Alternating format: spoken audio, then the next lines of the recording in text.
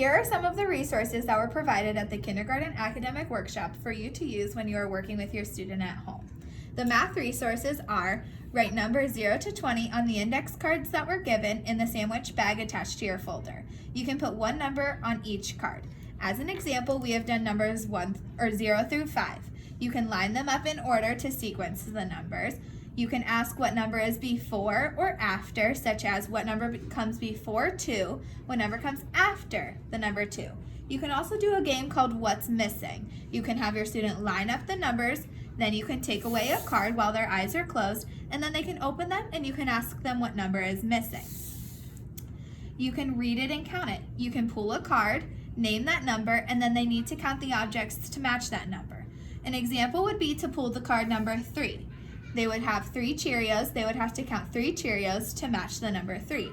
You could also use Legos, chocolate chips, anything that you have at home that would work for this activity.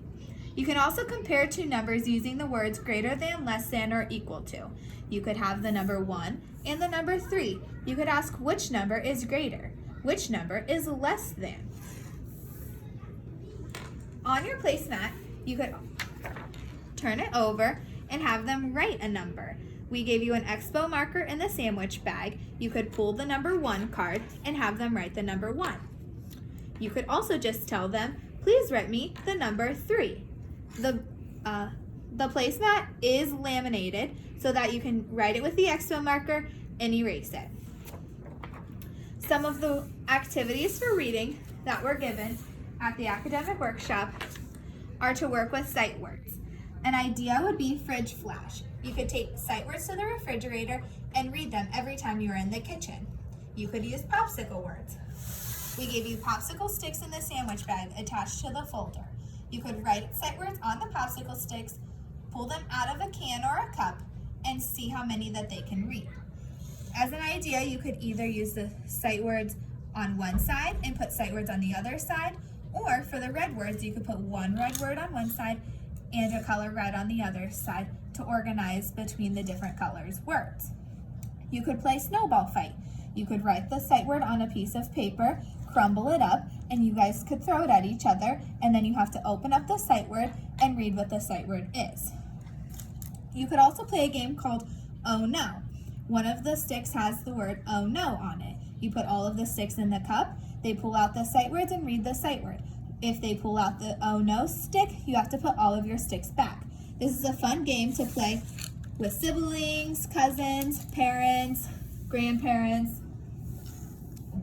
The placemat that we gave for the numbers was blank on one side and has our foundations writing lines on the other side. You can use this to write sight words, you can use these to write your name, you can use them to write sentences or CVC words.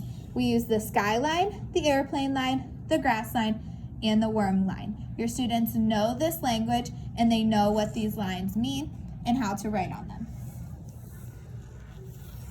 Another resource that was given was a comprehension bookmark. This bookmark can be used for any read aloud that you would read at home. You can ask them when you're finished, who are the characters, what is the problem, where does the story take place, when did the story take place, how is the problem solved, and why did the author write this? This bookmark would be good for any read aloud story that you are reading at home. It's very important to read at home with your students and then ask them these comprehension questions. Another thing that you will see in the folder is the MAP goal setting chart. There's the reading goals and the math goals.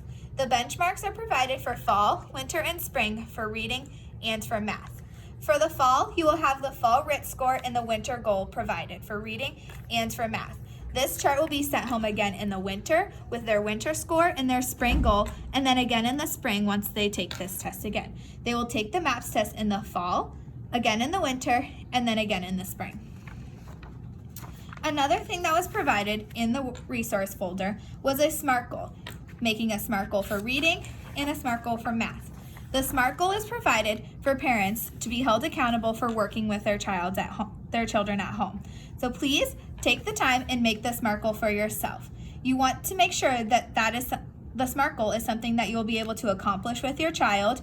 You will help your child meet that goal. What can you do to make their goals possible? What about their goals makes it important to you? So why are their goals important to you? And when could they meet this goal? The questions are the same for reading and for math. We find that making the SMART goal is extremely important so that the parents work with their children at home and help them achieve in academics. Thank you.